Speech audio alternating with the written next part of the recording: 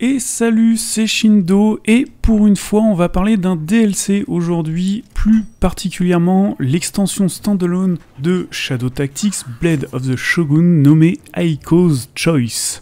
Cette extension contient 3 véritables missions plus 2 mini de 10 minutes environ, des missions qui sont quand même assez longues, assez corsées comme on pouvait le voir vers la fin du jeu, sachant quand même qu'au début de la première mission, voilà, on nous remet un peu dans le bain, on a un petit tuto très rapide, mais ça va très vite se corser. Du coup, si vous n'avez pas joué au jeu de base, je pense que ça risque de piquer un peu.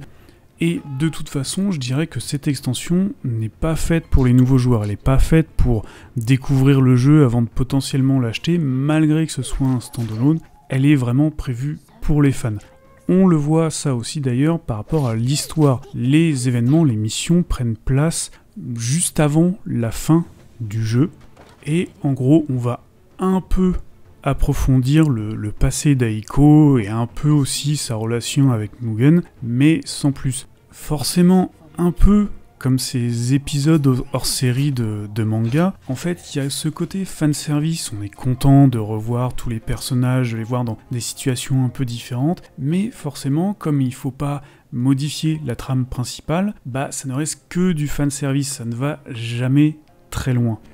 Donc en fait, au final, je suis un peu déçu parce que, étant donné que ça a été présenté comme une extension standalone, je m'attendais à quand même pas mal de contenu, quelque chose de différent, d'aller plus loin que l'histoire originale, mais en fait, bah c'est pas du tout ça.